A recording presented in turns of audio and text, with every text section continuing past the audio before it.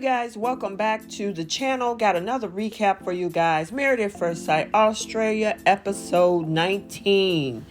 And yeah, we got another groom moving out because he just got betrayed because his wife might have a little sneaky link. But before we jump into this and unpack all of this drama, if you are new here, hit that subscribe button, turn on your notifications. If you like the video, smash that like button and drop a comment down in the comment section below.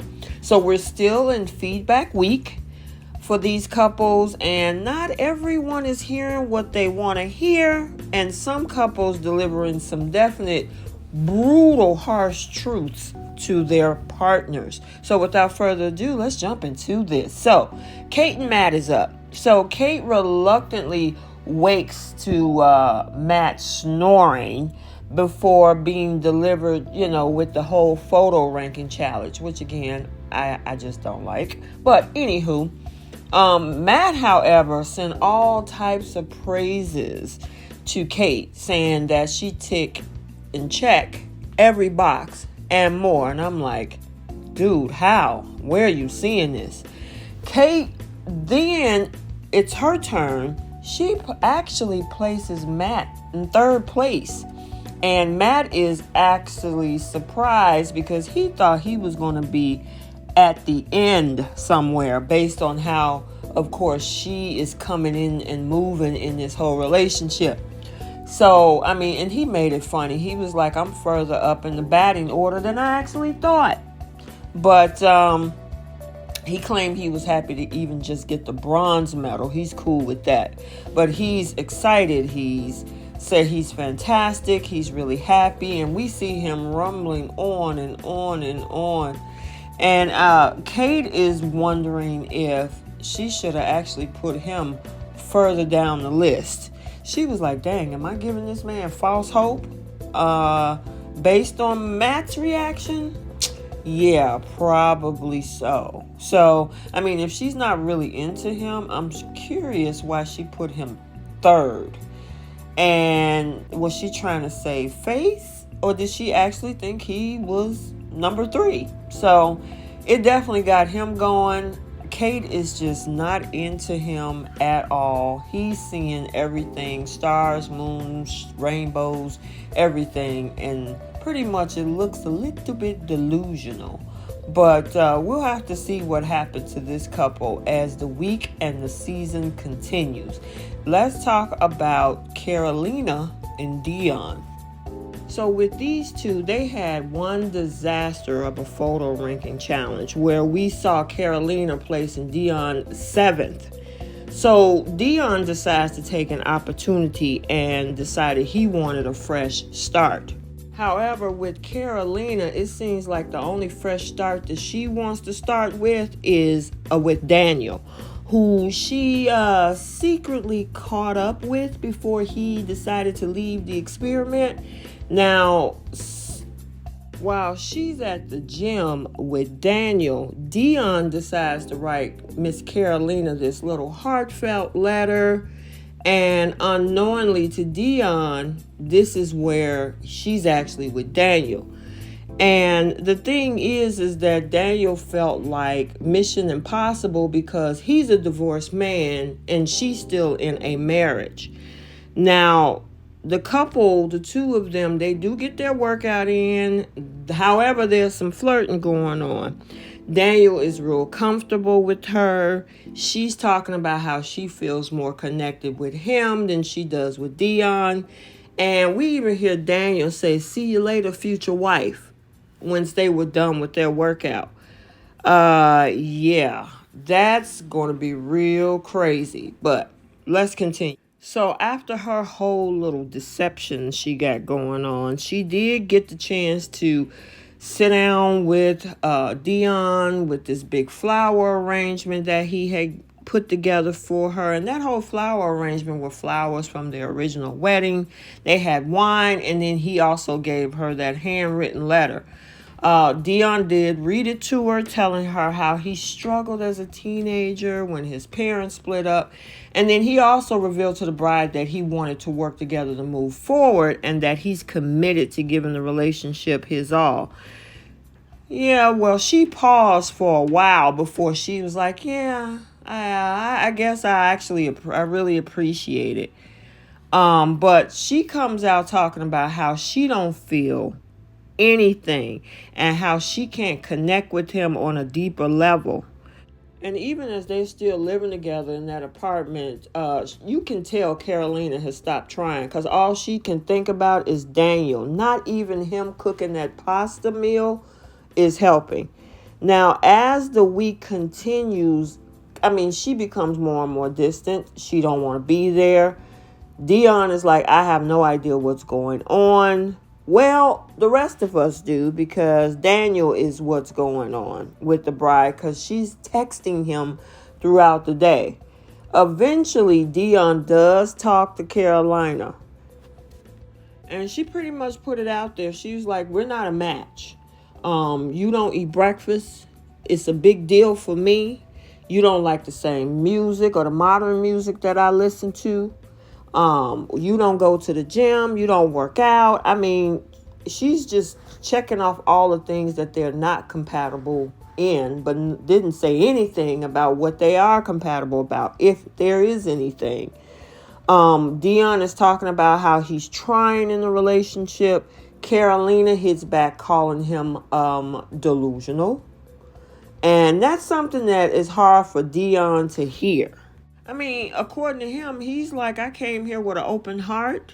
I came here to find love. I came because I wanted to find a best friend and I want somebody to laugh with. And she was like, well, you haven't found it. She cut him off real quick and said that we're both just wasting our time. And then he's like, you know what? I'm going. I ain't putting up with this. He walked out of that apartment. He was pissed. He felt defeated. And that was pretty much it. And you know what? I feel sorry for Dion because he obviously wanted to find love. But it's one thing when you're not compatible with somebody or you don't feel a connection. It's how you communicate and how you're moving when you're not, especially in this type of environment, whether it's, married at first sight, love is blind, things where it's sight unseen and you don't know whether or not you're going to be connected or attracted to the person that you're arranged with. But once you realize that, how you treat that person is important. It's not going to be easy for anybody to hear that I don't have a connection with you or I'm not necessarily attracted to you. Everybody's not for everybody, and we all know that. So I know a lot of people get all up in arms about that idea, but the reality is that we're not everybody's cup of tea and everybody isn't our cup of tea. It's how you convey that after now you realize that, and especially in this situation, you're kind of locked in. So, I'll have to see, I guess, moving forward, what's going to happen with Dion. But as for this whole thing with Daniel and with Miss Carolina, yeah, that's not a good thing to do. You're talking about betrayal and sneaky. Absolutely. So we got Olivia and Jackson. They had their VIP movie screening. Both of their moms are happy with how the couple is doing. Olivia's mom thought that, she got pretty lucky for the way everything looks. And, she was, saying that she wished her dad could see how happy she was. And then, of course, with that being said, that, of course, brings Olivia to tears. She did say dad would love him so much. But, everybody's hoping that, Jackson will be able to look after her. And so far, her mom said that he's doing a beautiful job. So not much here. They've been doing pretty good, but, we'll see what happens. But so far, so good with these two. Now we got Sam and Al, and I didn't know where this was going to go after they met, did the whole VIP screening. Sam always had concerns about his maturity, but she's often kind of looked past it because look like Al, it seems that he's making strides and he's doing the work. However, this conversation that they had with Sam's parents now has Sam questioning their relationship. Because her dad went in. He was like, when you're working, what you doing? And he was like, I play video games. I spend time at the beach, hanging out with my friends, and make it that much easier. Yeah, that was not a good look in that moment. Then to take it further, he asked, what are you going to be doing in 5 years? That's a good question. I haven't really thought about that. I'm well traveled. I'm a carpenter. I delve into that, but obviously that's not something that Sam's parents wanted to hear. So, it's definitely clear that they have some concerns about whether this is a good match for their daughter. And with that being said, of course, now Sam is second guessing it. Al is worried that he's not enough now.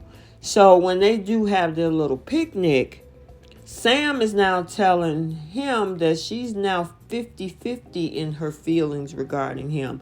Now, here's the crazy part of this. She says she needs more, but she don't know what that more is. And I can't write you a list. And, Al is like, okay, well, what does that mean? And to hold somebody to something that you don't even know what it is, it's unrealistic. How can you say I need more from you? And then when they say, well, what do you need? I don't know what it is. You need to go figure that out before you bring that to me or to her or to him. Seriously. Now you feeling second guessed. Okay, take some time, process, and okay, where am I feeling? What am I looking for? What do I need? So I can properly communicate that to my significant other or my spouse. No, she was just like, I just need more. I know I need more, but you don't know what it is. It just doesn't make sense in that moment. So hopefully this doesn't derail them because they were doing so well, but it allows them to have a deeper conversation about where this can go. So we'll see what happens with these two. We also had Selena and Cody in their VIP movie session where Selena meets Cody's mom and stepdad. And of course, Selena's best friend was there. The couple talk about their issues, especially, his struggle to provide affection. Now, they did have a touching moment where Cody's stepfather encourages him to open up and show affection. And, he was like, a woman won't put up with what you dishing out. And at the end of the day, you got to make compromises, which is true. Listen to your partner and their needs, and then decide out of that, and then be prepared to do changes. Cody did take the advice, and, the chat with Cody, realizes that, with himself that he needed to, do better. And is this a step forward after a rocky week? I'm not sure yet. They had their little bowling date and, they looked all cute. He kissed her on the top of the head for good luck so she can hit a strike. But, it remains to be seen if actually something can materialize that's of any substance in this relationship. So I still ain't sold on Cody. Empathy just don't come overnight. That's something that you have to actually build up over time. And for, I get where the stepdad was coming from. Show affection and emotion. But a person that has no empathy, yeah, that's going to be interesting to see if he could turn that switch on. So we'll have to continue to watch, but I don't have high hopes for these two. Let's move on. And then last but not least, Ella and Mitch. So Mitch catch up with Cody to kind of voice his frustrations about the experiment, especially about all of the other brides and grooms forming and voicing their opinions on his marriage. Cody pretty much tell him it is what it is, and I wonder what he signed up for, but part of me, as I said in my recap yesterday, it's their relationship to create and make the dynamics of. All these other people chiming in on plans that they had, it's not your place and not your business. Now, if she says something is, then fine, but you'll see, you probably won't interact on a daily basis with these people after everything is over. You have to build upon your own foundation in your own relationship. So I get part of where Mitch is coming from, but the other part is you sign up for a show. So there are other couples, there are other things in play, there are cameras. You should have knew that coming in. But anyway, Ella also has a conversation too. So Ella decides that she won't put these two girls, Tamara and Domenica, on notice because she don't want her husband to get any pressure during the next dinner party, because she's afraid that if that's the case, he might pull an Andrew and just leave. Ella kindly asked the ladies to bring good vibes to the next dinner party, and I need you to lay off my man. Pretty much, that's what she says. And we see her sashay out the door and leave. However, and here comes Domenica talking about how I think he does need to be called out for his actions and what was said and done. And I'm like, ladies, that discussion was had by the experts at the commitment ceremony a couple of days ago. Why are you jumping in something when she already put you on notice to stay out of it and leave him alone? Why would you go and... This is the issue. Y'all got your own relationships, your own husbands to focus on, especially Tamara. I mean, y'all up and down on thin ice, back and forth, her and Brent. And as for Domenica and Jack, okay, the whole, bringing the dogs along was pretty cute for Jack. But the next moment you pop off, Jack gonna be mad. He might leave. So focus on your own relationships and not jump into Ella's and Mitch's. Now, at some point, they got to figure that out. But for her to feel like, oh, even though Ella set a boundary and told us not to do something, we're going to step over that boundary and do it anyway. I don't care what she had to say. And a part of this, I think, is production as well. Saying, oh yeah, we got to do this. We got to make it spicy. You think he needs to be called out? Call him out. No, it's not a place to do that. First of all, if anybody needs to talk to Mitch and jump in his face or anything, which I don't agree with anyway, but if there's a conversation to be had, have the husbands talk to him and say, look, come on, man to man. You shouldn't be doing ABC. I know y'all talked about it at the commitment ceremony, but, maybe you ought to rethink things. But for those two to try to confront him and call him out, I wouldn't be a bit surprised if Ella was like, didn't I tell you to not come for my man? And y'all still chose to do that? If actually that's something that probably Ella would probably need to handle, because him going back and forth with these two ladies is not a good look at all. Even though they came for him to clap back, it's going to be a problem, whether it's on social media or whatever. So actually, he probably, Ella might step up and say, you know what, babe, I got this. Because I already talked to them about this and they decided to do what I told them not to do. And maybe Ella might handle it. But we'll see. Because it's definitely not their place. This is something that they have already addressed. Why are you coming out of left field when something has already been addressed and they're currently working on in their own marriage? Step out of it. It's none of your business. So that's just my rant and my little thought on that matter. So I hope you enjoyed this video. Like, comment, and subscribe, and we will see you in the next one. Bye.